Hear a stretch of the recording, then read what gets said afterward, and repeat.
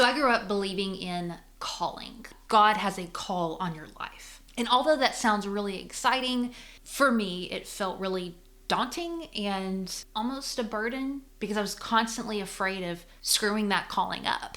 What is it? What happens if I mess up? I don't want to make God mad. Now, since then, I've deconstructed a lot. I don't view God as angry anymore, and I definitely don't see calling as something that you can screw up. So why is it that still we hesitate so much in giving our gifts, or we question their validity or worth or value? And why is it so hard sometimes to find out what you really want that work to say? I was in a really weird spot last year and found myself on YouTube. Going to YouTube for advice is always a great idea. But it just so happened on this particular day, I found this video. So whether you're a musician, a photographer, a filmmaker, a writer, or an artist of any sort, what would it look like if you found the courage to make and produce and share the work that you really believe in? Honestly, that's the work I would love to see you make, because we're just saturated online with cynically produced middle-of-the-road work that's just designed, made, and shared to crack the algorithm of popularity. I hope you find the courage to be different and to make that braver work which you feel more of a connection to, and to trust that maybe not the biggest, but the right audience will find that work and love it like you do. Subscribed. I found out that this man is named Sean Tucker. He is a photographer and filmmaker and likes to weave philosophy into his creative work. And as a former pastor, he gets the deep yearning a lot of us have to find meaning in our work. Y'all, I binged through his videos, picked up his book, The Meaning in the Making, and I binged through that too. And I thought, man, I would love to sit down and have a conversation with this guy one day. Well, life is pretty cool, y'all. What a lot of people don't understand about leaving the church is God is a difficult word for me now, but yes, that's what I mean. And I was so embarrassed about that I need to be able to justify everything I say and the way that I choose to say it. This is what they call in counseling, like doorstop confessions, where you're about to leave the door.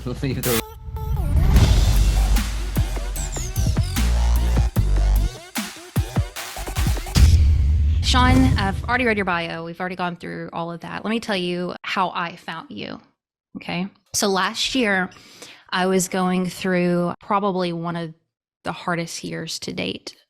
And I found myself, I'll say Googling, YouTubing. I put in YouTube search bar. How do I find my voice again? And I was honestly it's honestly just even embarrassing saying that, because last year I was 36 years old. By the time you're 36 and have lived a lot of life, you would surely know what you're here on earth to say and what you're supposed not necessarily do, because I know what my gifts are, but sometimes you have your gifts and you don't know what you're trying to say through it. And I was kind of confiding in some friends of what is this work? What am I trying to say here? What am I trying to do? Because I had very similar background to yours with full-time ministry. I was a therapist for quite some time. I'd done all the work and helping people and God's calling on my life and all of that. And then when all that got stripped freaking away, I felt nudges, but I couldn't point it towards something. So anyways, big ass intro, but I was on YouTube and I'm like sitting here in my office like, how do you find your voice? What are you trying to say? And one of your videos popped up. Now you're known as a photographer in this space, right? And I know you make videos just for makers in general. So it worked. Your girl found you here. And I felt like you were addressing stuff nobody talks about. And I found so much comfort and peace in it. And so you're not supposed to fangirl on people whenever you meet them for the first time, because that's not cool, or so I've heard, but I don't care. Because Sean, your work has just been so meaningful to me. But the first question to kind of start you off with, the thing people might not know about your story is you were in ministry like myself for a long time and then went into the arts. And I was wondering, did you face the same thing that I did last year, where when you pick up your camera, you pick up your typewriter, your stencil or whatever, and you're kind of stuck saying, well, I thought I wanted to tell people about this, and now I don't know what I want to say anymore. Did you face that at all, and how did you overcome it? At the risk of making you feel worse, at 45, I still feel that way, right? Like it doesn't go away. Yeah, I don't think it goes away. I think that the sooner you make friends with the fact that actually you're not ever going to arrive at that final thing that is just completely satisfying. You never need to change again, and you can just lock it down for 40 years and plug away. I think we constantly have to be changing. Like, I think from the outside, it might be easy to look at like what I'm doing now and go, oh, well, that's definitely the thing. You found it, so you can just keep going. But I'm already getting fed up with a lot of what I do and know I need to adjust again. I know Really? that it's not quite right yet. It's not purposeful enough. And I need to start shedding some of the stuff that I'm actually less interested in, and really again shifting things so that I'm being more purposeful about what I think I'm here to do, and that's a constant process. Like, yeah, it's I can see. That said, I can see the underlying thing has always been there. There's like these two levels: what it looks like from the outside, what the details of like the job are, for example, and then what the purpose underneath that I've been trying to find. So I'm pretty clear now that what I'm here to do is to help people get a handle on their lives, whatever that looks like, and especially try and make a dent in people's experiences with anxiety and depression, which are so prevalent, and when they kind of hit those roadblocks. I can see that that's what I was trying to do, going and studying psychology, and then going to work for the church for a decade, and then starting a YouTube channel that, let's be honest, but wasn't as much about photography as it was other stuff. The photography is a Trojan horse. I've never made any bones about that. To talk about more important things, writing a book. But I can feel that I need to keep finding ways to hit that stuff more purposefully, and doing tutorials on how to use a speedlight to take a good portrait is not necessary. I'm happy to give that info out, but there's better ways to do it, and I'm always trying to find those better ways. So right now I'm taking myself back to school to get accredited in this country to be a therapist, because that might be a next step, right? It's never done, and I think I'm getting more and more comfortable with the fact that it kind of never is done. I'm always going to be looking to adjust and adapt and try and do what I feel I'm meant to be doing, but more deliberately. And that I think what you're describing, anyone listening would be like, oh yeah, that's either that's exactly what I'm experiencing right now, or very recently I experienced that. It's such a common thing. It doesn't feel common. It feels very, I guess, like I said the word embarrassed earlier. I felt like a lot of shame around it because I took a stand-up class, which Cool. was not good, dude. It was terrible. It was really bad. It was really, really bad. But I just been trying to play with different stuff. And I know the teacher, she said, all right, what I want you to do is I want you to write down 10 controversial statements that you deeply believe. Because what she was saying was like, with humor at least, you find like edgy, contrasty stuff because the surprise makes people laugh. And man, I struggled on that piece of paper forever. And I was like, what is it that, and a lot of it was probably conditioning around, being a woman in the church and all that, and your voice. Yeah. There's that element too. But really figuring out what I believed when everything that I did believe was stripped away was really hard. And I don't want to make this all about both of our backgrounds in ministry and stuff, but I think that's what connected me to you so much, is there was a spiritual element to creative work that almost felt like it felt like its own church in a way, if that makes sense. It felt like I was leaving something and finding God again through this art. And what's interesting about that is that need to still make a difference and help people is there. But when the foundation of like, okay, well, this is the answer, this is what you need to do, this is the path. When you don't have, a path that you're pointing towards somebody towards, how do you still find like, or feel like you're helping folks when you're like, I don't know. You're one of the rare people that will understand this, I think, that I get to talk to, is that like what a lot of people don't understand about leaving the church is that for a big portion of your life, you get given all the answers. You don't have to think through anything for yourself because you're told what you should think. And intellect is almost vilified. Like, to think through stuff for yourself is bad. It's seen as the opposite to faith, right? If you think through things for yourself, it means you don't have enough faith. If you're asking questions, especially. I always used to say like that I thought like doubt, this is why I used to get in trouble in the church, is I used to speak a lot about the fact that doubt is essential for faith. You can't have faith without doubt, because if you die and you go to a literal heaven and you're standing in front of a literal God, there you can see God. Do you need faith in God anymore? Like, well, no, because there it is. You can see it right there in front of you. You don't need faith anymore. Exactly. So you need to have doubt to have faith. The minute you know it, you don't need it anymore. The minute you have Yeah. like rock solid evidence, it doesn't need to be there. So I've sort of carried that through and been like, you have to have those doubts and all that confusion and everything else. And the minute you start to pull at that thread, everything comes unraveled, because you start to go, well, what about this? How was this put together? Why was that? And then when your faith starts to come unraveled in that very neatly kind of pre-packaged formula that you're given, it's not just a faith, it's also your worldview. It might be your politics, depending on your country. And then you're faced with, like, you and I who work for churches, now you're about to lose your job. Okay, that's scary. Now I've got to retrain and think about what am I doing at whatever age I am. Not just that, you're also going to lose your friends. A lot of your friends are going to go, I don't want anything to do with you, because if you Correct. leave, I feel I have to choose now. And Yeah. so I have to choose the institution, and you need to go because you're some kind of heretic and get out. So Mhm. overnight, you can lose your worldview, you can lose your job, and you can lose your entire community because you make a decision to go, no, something about this isn't right. But that Mhm. said, I haven't lost my faith. It doesn't look like it used to. Like, I wouldn't be welcome in a church now because it's too broad. I want to read everything. I want to take everything in from everywhere, and I want to be a lifelong student of whatever the more that's out there is. I don't want to define it as neatly anymore. I want to be open to lots more stuff.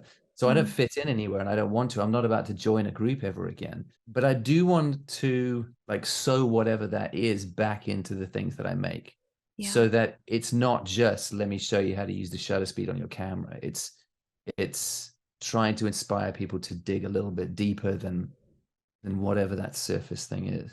I'm thrilled you're going to be a therapist now and you're going down that path. I know when you left the church, I think a friend of yours said something along the lines of, you got to pick a different direction. What are you good at? And you went into filmmaking or videography. When I heard that, I thought, I wonder why he didn't go into therapy. It was too close at the time to what I was doing with the church, and I needed a break, I think, is the Yeah. simple answer. It felt like a simpler thing to get my teeth into. So I could almost be selfish for a while. Like, at the time, I just didn't have anything to help people. I was pretty broken after that whole experience. Like, it's a unique kind of dark night of the soul, that where you lose, worldview, career, and Yeah. community all overnight. And I'm like, I can't be there for anyone else right now. And doing something like photography or filmmaking meant, oh, I know how to do this technically, and I can just focus on doing it technically well, and I don't have to rescue anybody. Not that that's a good idea Mhm. anyway, but I don't have to, because that was definitely part of the wiring in me. I wanted to rescue everyone. I can Yep. turn that down for a while and just focus on something that's quantifiable and manageable, and I can do it right or wrong. You know what I mean? It Mhm. was simpler. That makes sense. Makes sense. It's funny.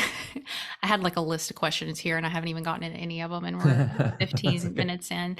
I had here about creating meaningful work and the consistency of that when sometimes you don't have anything to say. And I was journaling about this a few weeks ago because I've been studying storytelling and I want to get, God, I love it. I just want to get better. And so there's this part of me, it's like, okay, you get all your bad videos out of the way, right? You just make and you make and you make so you can throw up all over everything and Mhm. figure out what you're trying to say, figure out your style, figure out the editing, all that part. But then I've noticed in me, I kind of feel like, well, it's Thursday. You need to put out a video. And I literally, man, I don't have anything to say. And so it's Yeah. been really this weird pull between being a creator and wanting to be faithful to the work, like, Yeah. Stephen Pressfield talks about and all of that, but also too being mindful that we're not just putting shit out into the world that's meaningless. And so Yeah. I know you have a really unique philosophy on it and almost torturous to us because sometimes we don't, I want a video from you all the time. But I get it. I understand what your approach is to it. But I also know you have a reverence for the work and you want to get better. Are you just at a point in your filmmaking that you feel comfortable enough that you don't feel that need to put out as much, or how do you gauge that? It was from the start for me. I mean, when I started doing things on YouTube, for example, it was back when I had full-time work, so it was on the side. And I just made a deal with myself that the most I could manage realistically, having something interesting to say, would be one video a month. That's it.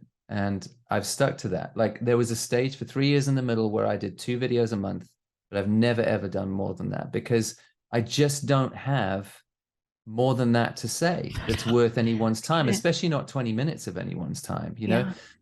And I've watched other creators online, makers, who end up giving themselves a schedule because they think they can crack the algorithm. And by the way, I've seen people break themselves trying, and I haven't seen anyone manage it because of the amount of stuff they put out there. It's not the missing ingredient. So they will go like, I have to do 2 videos a week because I once watched a video that told me that's how many videos you need to put out to succeed on YouTube. And they kill themselves doing it. And the way that they do it is they realize quickly that they don't have 8 videos worth of content to say every single month for years on end. So what they do is they take a tiny bit and they stretch it, and all the videos get thinner and thinner. There's less information in them and more waffle.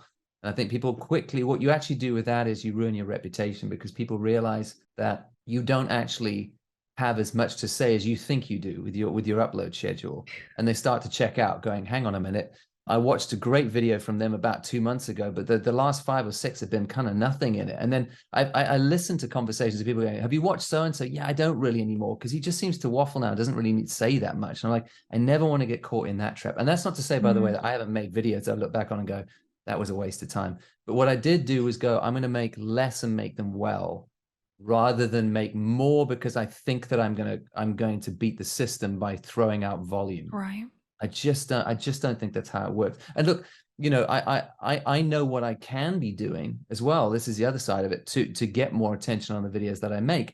In the photography world, I know that if I make videos, because most photographers who are on YouTube watching videos about photography are beginner photographers who are either asking, give me a quick tip that will make my photography better faster, or tell me what camera or lens I need to buy because I don't really know what I'm doing at the moment and I need to spend some money.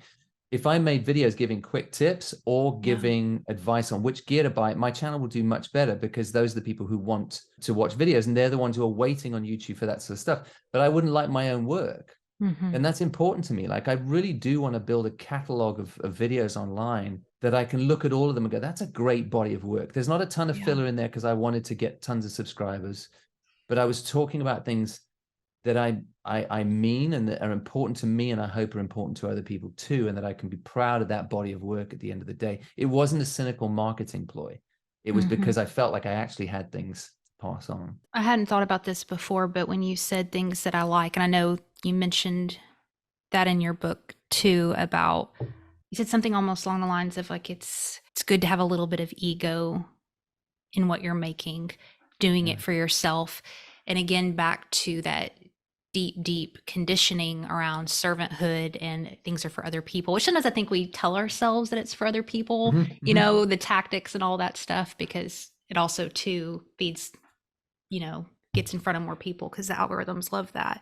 But I don't know. I just think I don't really have a question for it. It's just an interesting point to think about. I wonder how much we let ourselves enjoy our work, or even ask ourselves if we do. I mean, you've got to start with why you're doing it, right? Like, what's your goal? Like, maybe it is you want to help people. And there is genuinely a part of that for me, because the things that motivate me and keep me going are those few emails I get that will just, like, someone will share their story and have me in tears because I'm like, wow, I just thought I was throwing out something that was, you know, I thought it was meaningful, but I didn't realize it would hit you that way. That's amazing to hear. You know, that keeps me going for a year. Not how many individual people clicked a like button on a video. That's irrelevant to me. It doesn't matter to me at all. Right. So it's why am I doing it? If I'm doing it for fame or fortune, I'm doing it wrong. Like, I'm very lucky that at this point I can sustain myself in what I'm doing, but it's changing. It's going down all the time at the moment. For the last 3 or 4 years, it's been getting harder and harder to do that financially and everything else. I'm failing. If my only goal is money and attention, I'm doing it wrong. And I know some things I could be doing to make it better. Today I could do it, but that's not my goal. My goal was always make work I believe in. For those people that it hits and really, really means something to and can be life-changing. And if I have to go back tomorrow, this is why I'm studying counseling, because this doesn't have to be my job forever. It does have to be my calling though. So if I have to go and find other work and keep this going 1 video a month forever, and keep being proud of the work I'm making, I'm happy to do that because it's not job first. I love that. I know I don't want to feel like Oprah here reading to you, but reading your own stuff. But there was a paragraph in here that I wanted to ask you about. I told you at the beginning that I was searching for how do you find your voice and how do you know what you want to say through your work. And you were telling a story about how you went doing street photography. I always turn my head over here and the mic's here. Sorry, y'all. Sorry. You're doing street photography and this dude was like really into it, right? And jumping in there. And then you were kind of like retreating a little bit because of your personality and whatever. And you said when it comes to finding out what your creative voice is, it's really important to pay attention to these moments. We're often looking for times when we feel things are clicking and we're doing the work that makes us happy, but it's also crucial to acknowledge those moments when we're having to push against the grain of our personality and get anything done. And unconventional advice there, my friend. But my follow-up question to that was where is the line between acknowledging where you feel that friction and then also not pushing yourself outside of your comfort zone and growing? It's definitely both. I think I overstated it because we hear so much about you've got to push yourself, you've got to push yourself, and you've got to be this. But the danger in doing that, I think, is you lose your best chance of finding your creative voice. So take, for example, people who do things and release them online. There is so much information out there about how to be in a YouTube video, for example. And I watch people, my contemporaries, who go through these phases where they try out different personalities to see what the audience likes or the algorithm likes. And some of them end up looking like they're presenting a kids show, like all the enthusiasm in the world. But you look at them behind the scenes, they're going, I hate this. I hate doing this. Like I hate doing it this way. And they burn out because for how long can you fake being someone you're not? And that actually be sustainable without you getting exhausted. Plus, I really think that in general, we're getting more and more sick of inauthenticity around how we're being presented to, and we want real.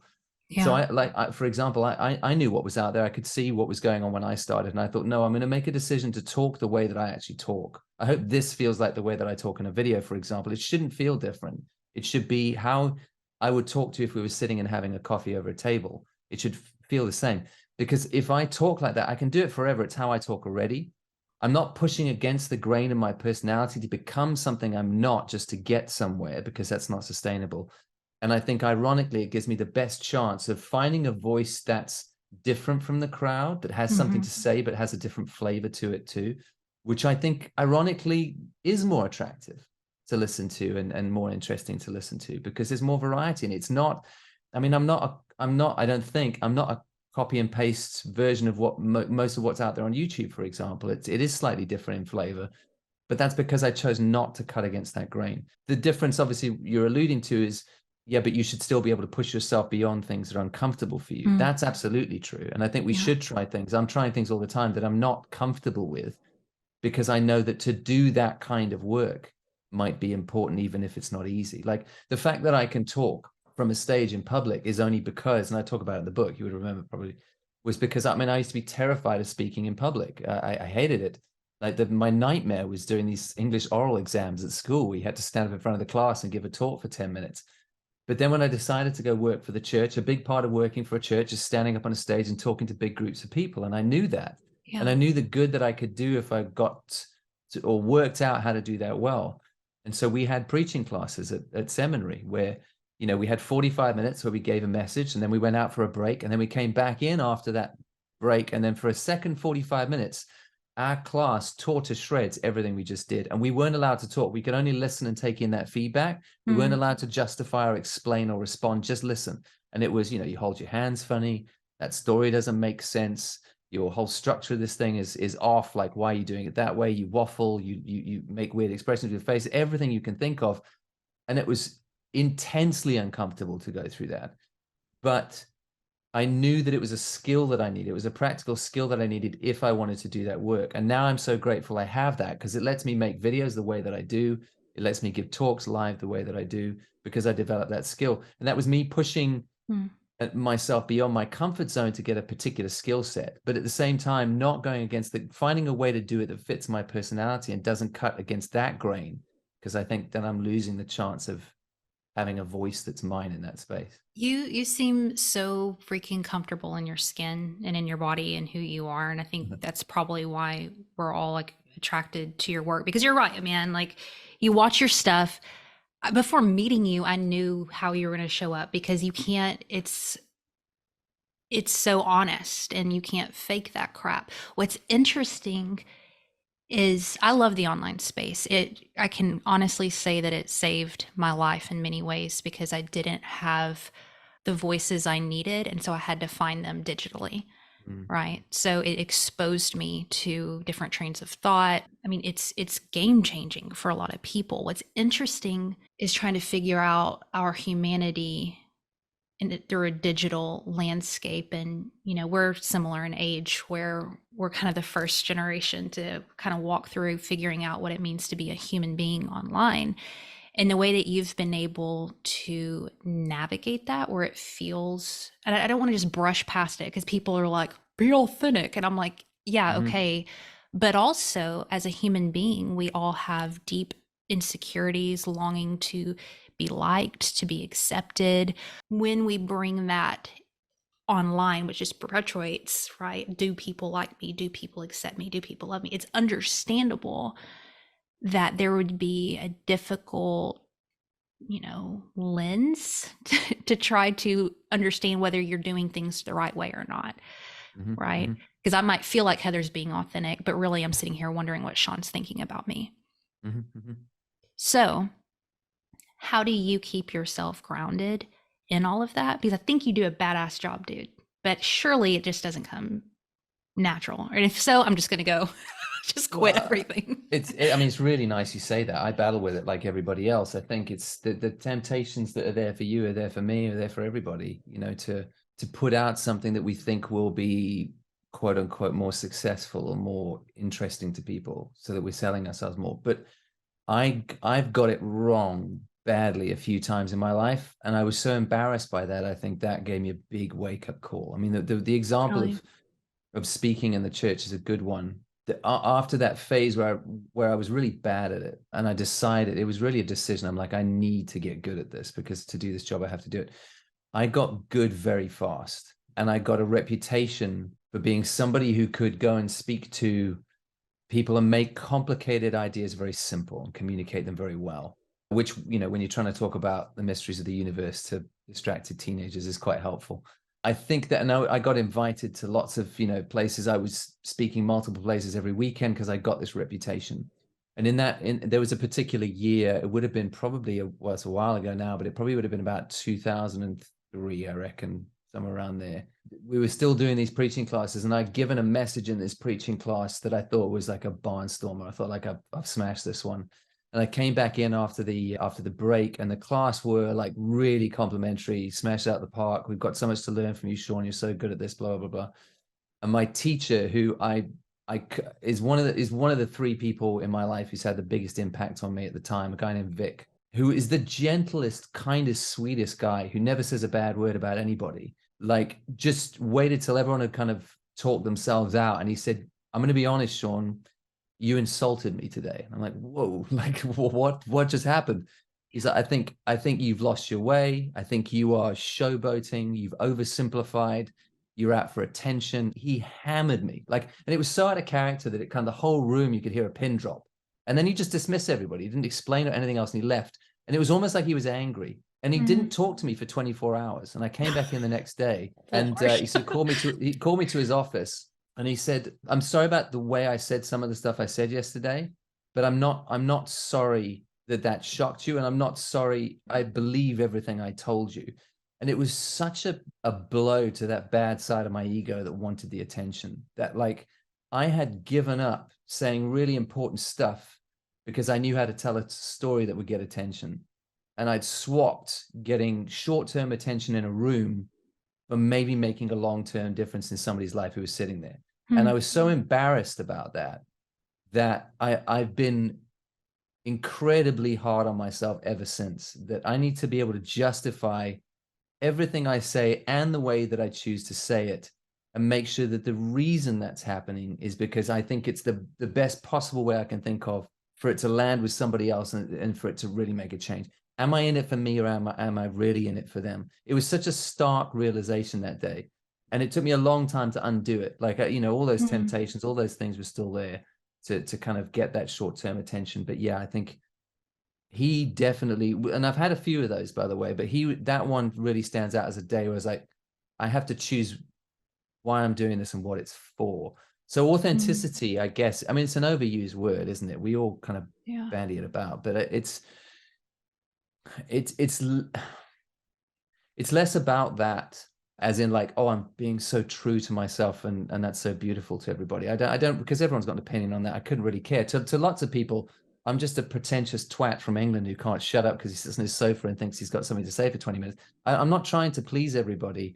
I'm just trying to be able to justify, at least to myself, that the things that I say and the way that I say them, I've got a good intention behind it. And that intention is that it lands with a few who really need it that day and makes a real difference. If I'm not doing that, if I'm doing it to try hack an algorithm to get popular, I don't know what I'm doing anymore. And it is that stark, that choice sometimes. I can see those days when I'm scripting something going, oh, I could change this and it'd be more popular. Or I could change this title and it would do better with the algorithm. And I'm like, why are you doing that? Is it going to still land as well? Or are you compromising the quality communication for the potential that it could be slightly more popular and make you look better? And I'm very strict on myself with that. Yeah. And thank God you are. Thank God you are. Man, you ready to go into the storytelling piece? I know we're over, but a few more minutes. No, go, yeah. Okay.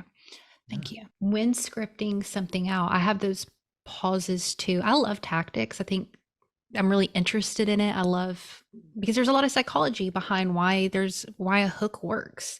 And it's interesting because when I go and get feedback from some other creatives in my life, you know, they'll give me back other hooks and different ideas of stuff. And there's this weird like integrity check with a lot of stuff where I'm trying to figure out the balance between using tactics that will help elevate the message as opposed to leaning on them as the message. And that's where the weight is just this sexy hook that isn't honest. And so it's really, I haven't figured it out yet, but I'm very new. I'm way the beginning stage than where you're at with scripting stuff out.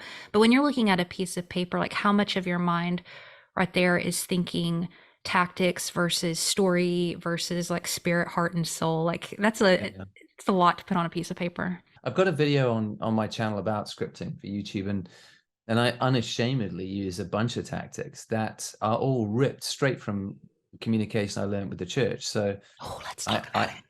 I mean, I have a 3-part structure. I know I'm going to have an intro and a body and an outro. And basically the intro, I'm going to tell you what I'm going to tell you. Then I'm going to tell you it in the body. And then I'm going to tell you what I just told you in the outro. I'm going to tell you 3 times. Then within that body, I'm going to tell you 3 or 4, usually 3, but 3 or 4 things that I think you should really hang on to. And I can see those when I script them out. So it'll have like a intro, and then it'll have 3 different headings and then an outro thing. And the title at the top is the piece. And then those 3 middle sections within the body will be 3 ideas that are all linked together. And each of those ideas, I push myself to find a way to illustrate it with a story, something that's actually I've heard or I've experienced, because I think just throwing out a concept is not as powerful as throwing out a concept and then grounding it in a narrative that we can relate to. So I lean on story heavily, and it sounds like I'm as fascinated by it as you are by the sounds of it. And you know, I've done a lot of reading about, you know, story structure. I've read a lot on, you know, back Joseph Campbell stuff and how he was going around collecting myths around the world and how we tell stories in different cultures and how those sort of tie together, and then how people write scripts for films and those sorts of books as well. I find really interesting, because I think if you can work out how to tell a good story, the things that you can hide in that, almost, you know, I think it's how you package the truth you want to get across, the interesting thing you want to get across, means it lands completely differently. You know, I can say to you that, you know, it's really important that you work out why you're doing what you're doing, for example. And I could tell you stories about how, you know, I would prefer to get a one nice email than a bunch of likes on a video, for example. But then if I tell you that about 9 months ago, I got an email from a guy who was at the end of his tether, and he wanted to take his own life, and he drove to the Lake District. He wanted to end it. And so he took a bottle of Jack Daniels and a bottle of pills. He started walking up the hill, but he was listening to my audiobook at the time. And he sends me this email that says, "You saved my life," which obviously I didn't. I'm not a hero and I didn't do anything like that. But he said, like, I walked and I listened to chapter 1 and chapter 2 and chapter 3 and chapter 4. And he says, "You got to the top of the hill." And he was like, I'm going to keep listening because I want to see what chapter 5 is. And he's chapter 6 and chapter 7 and 8 and 9. And by the time he gets to the end of the book, he's back at the car. And he gets in the car and he drives home to his family. And he sends me this email and says to me, nothing's changed. I've got the same problem. I had this injury. I'm really battling to get over it. But listening to something that you chose to put out into the world, you don't know this. This wasn't your intention. But on that day, it made a difference. And I'm going to keep going for another thing. Now, I tell you that story now, you feel something different than if I just say to you, "Oh, I prefer emails than likes." You can feel what that feels like because I just told you that very, very quick story, very messily. It doesn't matter, but it now grounds it in an actual experience that did actually happen. And that now is a completely different thing. Now everyone goes, okay, I understand. Actually, that makes sense, because you might sit there going, well, yeah, I don't really feel that way, that getting an email is better than 100,000 likes. But when you hear that, you're like, yeah, it is actually. And that's the power of a story, is it can convey meaning or feeling way beyond a fact sheet or a bunch of bullet points. Preach. I mean, that's why Jesus used parables, because they would say, like, what do you think about this? And he just like completely took it over here and told a parable instead, because he couldn't argue with it. People got it. I mean, I do these, I'm not promoting these at all, but I'm do these magazines now. I've literally called them parables. I was going to ask you about that. Yeah. So, and they're literally exactly that. It's like, I decided I don't really want to just chuck photography out there every year that's just in a book, but not really put together. I want to learn how to sequence images and put them together and do a bunch of writing that tells one story or talks about one thing and then lands it with something that's really, really meaningful because of the power of story. So that's why I call these parable, because I think like the idea of burying a deep truth in a well-told story is a time-worn tactic that works incredibly well if you use it for the right reasons. What about when you do have a point that you're wanting to make and drive home? I don't know if this is the therapist in me, the female conditioning coming out of me, or what it is, but I always want to preference stuff, because whenever you have, and this is one of the issues, within religion, a very strong statement with stuff, you usually exclude different experiences out. And God help me if I don't get more and more sensitive to that reality, because the issues in our world are really seeped in that.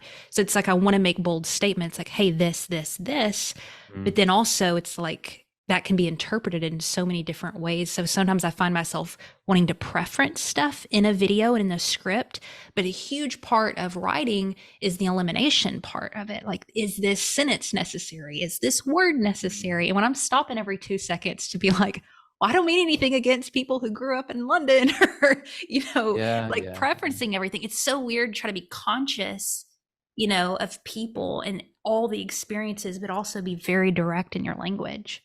Yeah, I mean, it's the world we live in, isn't it? I do a little bit of that too. I find myself kind of like, just so you don't misunderstand, because like I know what my comment section is going to do if you've misunderstood this. But I think I've just learned as I've gone along, like I'm never going. I could never do enough to avoid all the backlash.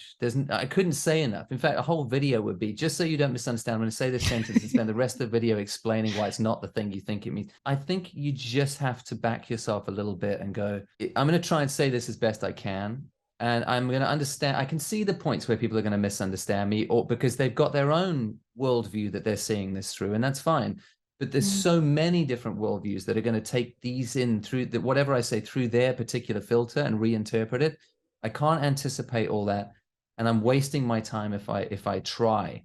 And hopefully you can pick up a little bit of who I am, what I care about, and on top of what I'm saying, and you have the generosity to think the best with me and realize what's actually important to me. And if you want to fight your fight, you'll fight it, even if I did preface everything I was saying throughout and was really, really careful. You'll still fight your fight in the comment sections, because that's the only reason you're here, because it's something vaguely linked to the thing you care about and you need to yell about it. Have at it. I don't really pay a ton of attention to my comment sections anymore. Do you ever get negative comments? Oh yeah, gosh, yeah. I'll get trolled quite regularly. Not as much anymore, but yeah, still fairly regularly. Interesting. Yeah. You can't live like that. I don't think you just have to, and we're so oversensitive, and both sides of any argument are, as aggressive as each other. I'm fine if I'm misunderstood, as long as I was careful in putting things across the way that I meant it. And I know that I communicate well enough at this point that I've done my due diligence. If you misunderstand me beyond that, I think I'm allowed to say that's on you, and I'm going to move on to the next thing, because I haven't got time to clear up everyone's perceptions about this. And usually that's not the point. It's usually because you want to engage me in a thing that's about the thing that you care about, and you want to have a go at me for it, so that people can be drawn to talk about the thing you care about in my comment section. But go and make your own video about it. Like, I can't spend time talking about everyone else's things for hours and hours, because I wouldn't make anything. Yeah. Your videos are so unrushed. They're very meditative almost, where it's like you're not afraid to breathe in it a little bit. And there's a lot of comfort in that, especially for me, people who have found you because they're searching for something and like kind of some deeper life questions. It's like, oh, all right, this dude's here just to talk to us. And I admire it, Sean. But also when I'm making stuff, I have a lot of fear around making things that are, you know what I'm saying? So the jump cuts and so forth, and there's an art to it. And I'm not saying that my style is yours. It's not. I'm a pretty, I don't know if you picked this up, kind of quirky, energetic girl. So my editing and all of that's going to come through with that, because that's who I am. However, there's also a line there where I want to be mindful that I'm not afraid of space in the video world, because it's so beautiful. And I've been going through old films lately, and they're so long. And the 80s music, I have some on my playlist when I'm running, and it's 4 minutes. And I'm like, what? You can't do that in 2023, or things like a minute or two. So, man, again, I know that's a style of yours and it's not going to be everybody's, but also, too, I think there's some room for us to think about the power of silence and space a little bit and letting things land in our storytelling. So, how do you gauge when, like, hey, this is a moment that something needs to land versus me moving on? The silence thing is interesting, because going back to doing the therapy stuff at the moment, like studying to be a therapist, like I struggle with silence like everybody does. I mean, there's something that you learn, like in counseling, there's a very silence is a skill, and the ability to leave it. Like, if you're sitting and talking to somebody and they kind of run themselves out of steam and they stop, and there's a minute of silence, or a second of silence, most of us will go like, quick, I need to have a question. And because you got to fill the silence, right? We can't just sit there and stare at each other. You're actually encouraged in counseling to leave those long pauses, hold them till they're uncomfortable. Because what often happens is, and if you're familiar with Louis Theroux's stuff, he's a documentary filmmaker from the UK. He's done a lot of stuff in the States. He's a master at this. So he'll go in with just a cameraman to some quirky community somewhere and hang out with them for a week. But when he does interviews with people, they're often walking around a house showing him things. And he uses this trick all the time, that they'll talk until they're finished saying what they're saying, but it's all been kind of surface. And then they'll finish and they'll look at him expecting him to ask another question, and he'll just look at them. And now there's a camera and this interviewer looking at them, and they feel the pressure to fill that space, and they'll jump in and they'll start talking. And whatever comes out next is usually brilliant, because they have to drop down a level. They've run out of surface stuff. They gave you it all. That's why they're looking for a question to move on to the next topic. But he won't. If he feels like it's good, he waits, and they drop down and then start to dig a bit deeper to find something else to say. And it's such an amazing tactic, works in counseling. And I just think, like, as a bit of a life philosophy, whether it's taking silence or space for ourselves, good stuff always comes out of that. In conversations with other people, in the style of putting things out into the world, like, great stuff comes after silence. And I think like making that space for ourselves more and more, which we're all uncomfortable with. We all hate it. I hate it as much as anybody else. Learning how to be comfortable with our own silence and space with people in our lives as well is really powerful. And I don't necessarily leave space like silences in my video, but I definitely try and pace them in a way that feels like that. It feels like It there's does. a bit more breathing room to it. And honestly, if you're trying to succeed on YouTube, it's the wrong way to do it. Let me tell you, like, Right. don't do it because people do want punchier, shorter stuff. That's the stuff that quote unquote works. But I'm not making videos to try and be the most popular thing on YouTube. I'm making videos for people like me. I'm making the videos Right. I want to watch. And Right. there are a lot of people out there who are like, yeah, that's me too. And that connects with them. And I think, yeah, it's definitely a preference thing. Like you said, the way you do stuff comes out of who you are. It's genuine Right. through and through. Like Right. that, you can feel that. And I think it's finding who you are and then making the stuff that fits that personality. This will be my last big question and we'll wrap it up. I didn't know the term for it until recently when you said, I think I'm going to be embarrassed if I say this the wrong way. Benedict? Is that the right word? At the end of your videos where you're like, Oh, the benediction. Yeah. Benedict. I was like, Benedict Yeah. and egg. Yeah, I yeah. can't remember. Yeah. I'd never heard of it before. Rob Bell. I don't know if you follow Rob Bell. I love Yes, I him. know Rob Bell. He does similar things. I know he was a former pastor as well. Man, and I don't know if it's because of my upbringing or what, but every time you end your video like that, I always just feel like deep emotion because I feel like you're actually saying the prayer over us and it means so much. It's so beautiful. So thank you for including that in your videos. But I just wanted to ask you a little bit about that spiritual element into your message again. And I guess the freedom you have, even though you're not in ministry and you're not pastor, to still, like, I don't know if bless is the right word that you would use, but speak over our lives as the viewers. Do you believe that comes from God? Like, is he giving you those words, or where does that desire come from? I mean, I don't know if I think about it that literally anymore. I mean, the idea of benediction is like the Latin is Benediction. bene is good, and diction is obviously words, like speaking words.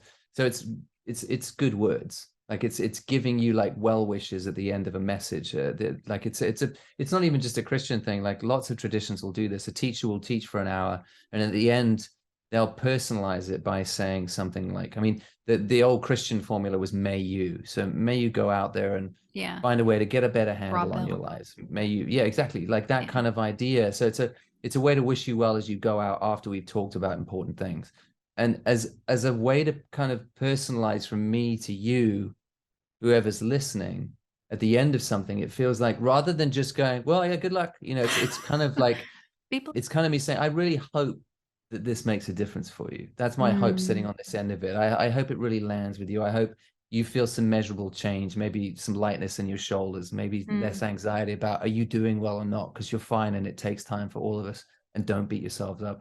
Like I hope I'm really, and this is often why I like my videos the way that I do if I'm sitting in my lounge, because I want it to feel like you've come and stayed over at my house and we're sitting up late at night talking and we've talked about stuff, and I want you to know, like, I wish you well, and then we can go to bed afterwards and you can go on your way the next day, you know. And it's a way to say at the end of talking late at night, hey, I hope you're going to be okay, you know. And it's just a personal way to do that. Yeah, does it come from my very messy theology now? God, that'd be a good podcast name. Messy Yeah, theology. I'd listen. yeah. I mean, my faith is really important to me, and I believe that everything that I do in the world, whatever it is trying to make things a little bit better, bring a bit more peace and a bit more happiness to people's lives. And I do believe that comes from God. Is a difficult word for me now that feels too specific and has too much baggage for people. But yes, that's what I mean. I know. And so, yeah, I try and draw from that all the time and put that into every script I write so that it's in everything that I say. And whatever that other element to something, I hope that's, you know, I used to call it the Holy Spirit, whatever that is, I hope that comes across when I say something. Like you feel something hit you beyond some information I just gave you that actually makes a tangible difference to you and helps you get up the next day and go, I can do this again for a bit more, you know. Yeah. I don't have words for those anymore. And I'm not trying to define what goes on. I think it's going to always be beyond my understanding. And I want to read every religion far and wide and work out what everyone thinks is going on. But yes, yeah, it's all that kind of, it all comes from that space, hopefully. I love it. Last question. We'll wrap it up here. But before then, obviously, I just want to, dude, you didn't have to jump on the show. You didn't have to write this book. You don't have to pull out your camera and sit there for hours and make videos that some people like and some people don't, and go through the ups and downs of all of it. But from a girl out in Georgia who was really in a really dark place last year, I went through all of them and I was sending them to people. I'm like, the videos felt like, I even watched some of the technical ones I didn't even get about the cameras because I was just waiting for you to say something. You know, I love your videos. I do that. But it literally, like, the only way I can explain it is it felt like it was speaking kind of that part of myself that I felt like I lost a few years ago in the church, and it was bringing me back to that place again, but in a way safer, healthier way. So thank you so much for just being you, Sean. You're the best. Where can people connect with you? I looked for your magazine on your website, but I didn't see it, and maybe I just missed it. But is that where you want to direct people to, or what you got going on? Yeah, it's I mean, you can, SeanTucker.photography is my website, and it's got images there, and you can read more about the meaning and the making on there. You can't buy it from me unless you want the audiobook. That's on my website. And the Parable magazines are on there, the physical ones, and the digital ones are on there as well. Okay. Otherwise, just at Sean Tuck, SeanTuck on Instagram, or just search my name on YouTube and you'll find me. Cool. All that will be linked in the show notes. Very last question, Sean Tucker. What is something that you are questioning deeply right now? This is what they call in counseling, like doorstop confessions, where you're about to leave the room. I'm like, last question. Let's just wrap it up here. A whole new subject, like not related to anything we've talked about. I think I'm questioning how much I need people in my life right now. I went through a divorce a few years ago, and I moved up to a new part of the country, and I was living here on my own. And I always assumed that as an introvert, I'm quite happy with time on my own, and I don't really need people around. Definitely questioning that and realizing that actually I think I need to probably make a change next year to plug back in with groups of people, give myself a better shot at finding a partner, because I live in a super rural part of the world as well. All those kind of things, which is something I think I'd sort of thought of myself as a bit. I always had these ideas like, oh yeah, and I'm gonna move to a remote island somewhere and live in a cottage. I realize I'm not that guy now, because actually I need people in my life more than I realized. So I'm going through this whole adjustment at the moment about what I want my life to look like. Yeah. Beautiful.